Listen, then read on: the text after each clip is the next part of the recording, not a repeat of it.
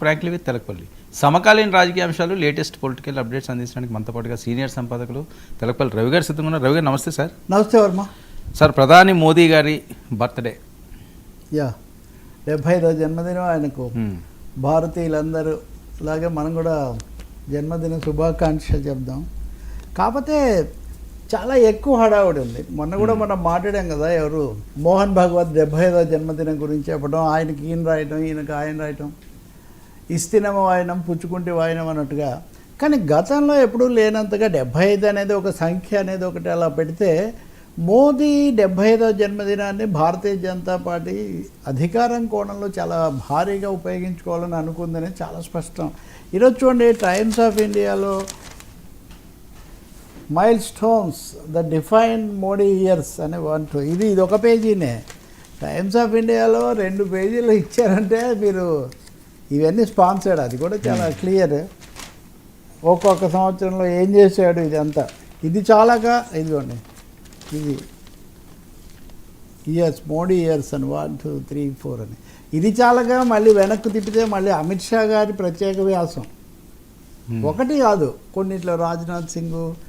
అంటే బీజేపీ అనేది దీన్ని ఒక పెద్ద నేషనల్ ఈవెంట్ లాగా చేసి, ఈ నేషనల్ ఈవెంట్ చేయడంలో కూడా ఒక పరమార్థం ఉంది.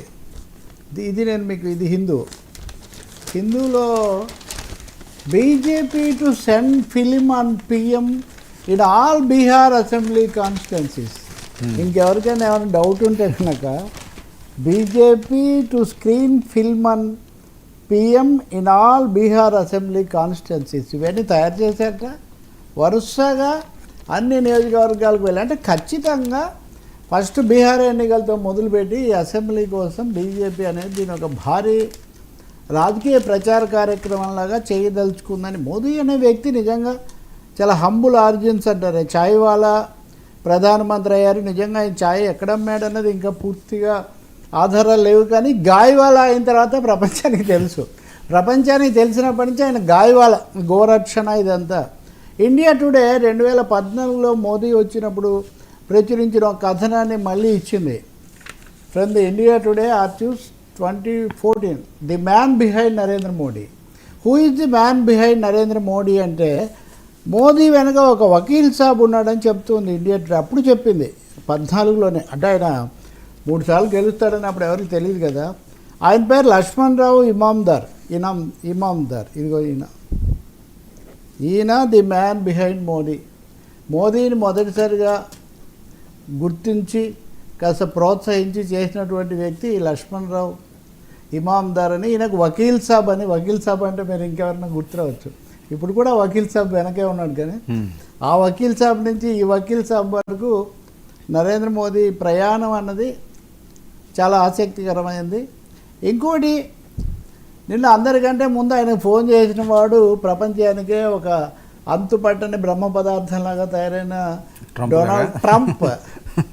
డొనాల్డ్ ట్రంప్ చేయగానే నరేంద్ర మోదీ గారు మై డియర్ ఫ్రెండ్ ట్రంప్ చేశాడని ఈయన చాలా ఆనందపడిపోయి, మొత్తం గ్లోబల్ సినేరియోలో మేము కలిసి ముందుకు సాగుతామని ఆయన చెప్తున్నాడు.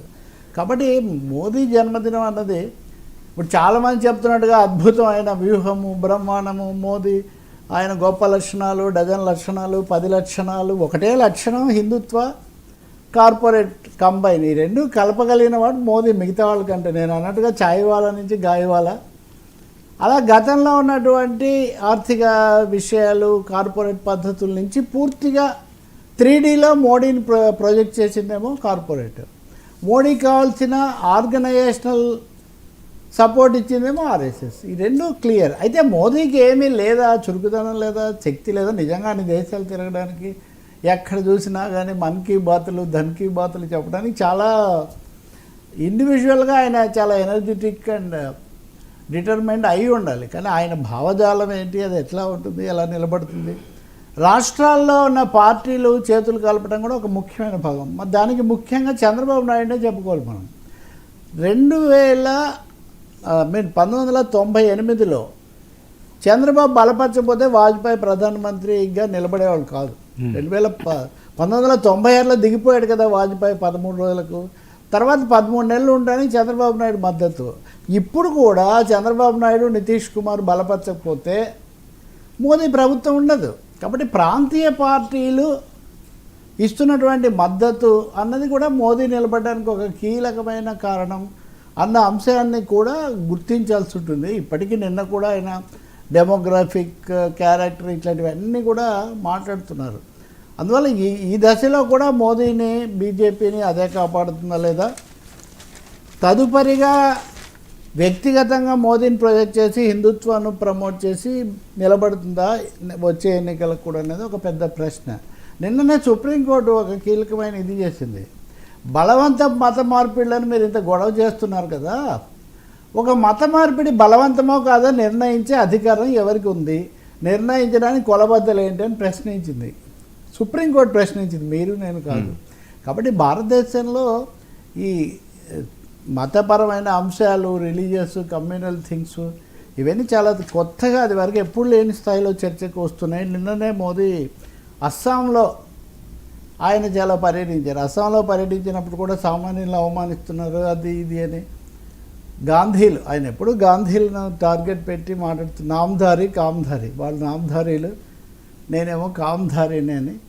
సో ఇప్పుడు ఎలా ఉంటుందో మనం ఇంకొక ఏడాది తర్వాత తెలుస్తుంది మనకు. సరే, కానీ ఇంత ఆరాధన మటుకు గతంలో మనం చూడలేదు. అది వాళ్ళు కూడా చేయరు. హిందుత్వాలో కూడా ఒకరిని ఆరాధించడం అనేది చాలా తక్కువ. అంటే ఆయన మీద ఆధారపడాల్సిన పరిస్థితికి సంఘ పరివారం కూడా వచ్చినట్టు. సరే, మావోయిస్టులు ల్యాక్ సీక్రెట్